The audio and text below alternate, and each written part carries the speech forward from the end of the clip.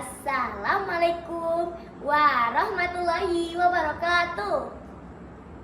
Perkenalkan, nama saya Rosnaida, saya dari CLC Lamson. Nah, di sini saya akan menyampaikan beberapa info tentang pertolongan pertama pada kecelakaan yang bisa kita persingkat sebagai kata P3K. Nah, apa sih arti P3K itu?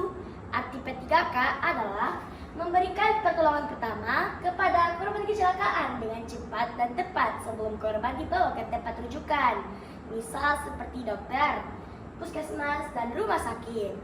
Nah, tujuan P3K adalah pertama, mencegah cedera bertambah parah. Yang kedua adalah menunjang upaya penyembuhan. Dalam melakukan tindakan P3K adalah beberapa pedoman yang harus dipegang oleh pelaku P3K, yaitu pertama, penolong mengamankan diri sendiri terlebih dahulu sebelum melakukan tindakan.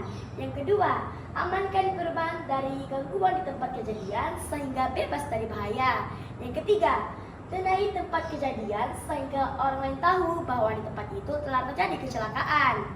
Yang keempat, usahakan menghubungi ambulans, dokter, rumah sakit, atau pihak yang berwajib, misal seperti polisi dan keamanan setempat. Yang kelima adalah tindakan pertolongan terhadap korban kecelakaan dalam urutan yang paling tepat.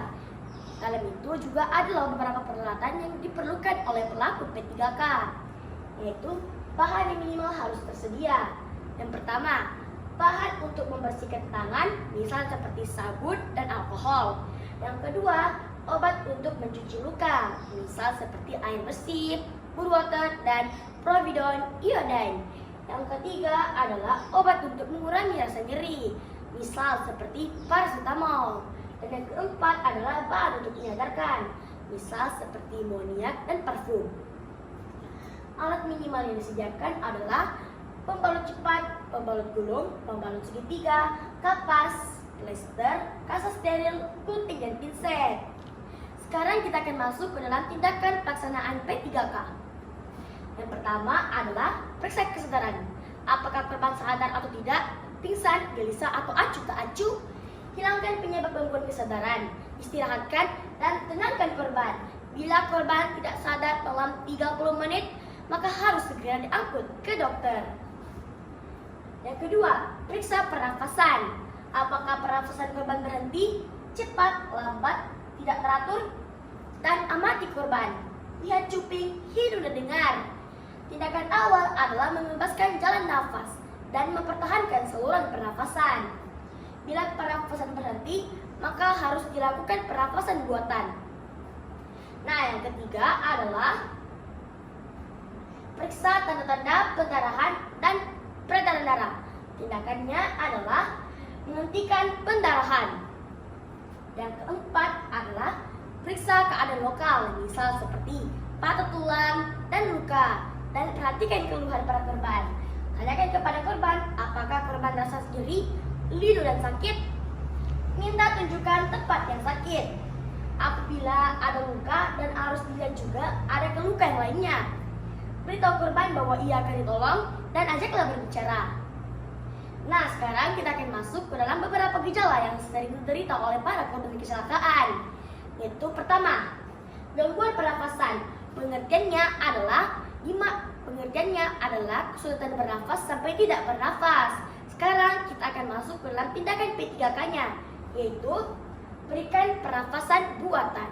Dan yang kedua adalah gangguan kesadaran, yaitu keadaan di mana kesadaran berkurang atau hilang sama sekali. Tindakan P3K-nya adalah pertama, angkat penderita ke tempat yang lebih baik dan teduh, sirkulasi udaranya. Yang kedua, tidurkan terlentang tanpa mantel jika mukanya pucat atau biru. Jika mukanya merah, berikan bantal. Yang ketiga, longgarkan semua pakaian yang mengikat. Yang keempat, bila sadar, berikan minuman yang hangat. Yang kelima, beri selimut supaya badannya hangat. Dan yang keenam adalah jika perlu kirim ke rumah sakit. Dan yang ketiga adalah gangguan peredaran darah berat atau shock. Lokasi gangguannya adalah pada kulit, saluran pencernaan, dan patah tulang. Tindakan P3K-nya adalah pertama, bawa korban ke tempat tidur dan aman. Bila terdapat pendarahan di kepala, tidurkan terlentang tanpa bantal atas kepala lebih rendah dari kaki. bila tidak ada patah tulang dan pendarahan di anggota badan, kaki, dan tangan diluruskan. Yang kedua adalah pakaian korban dikendurkan.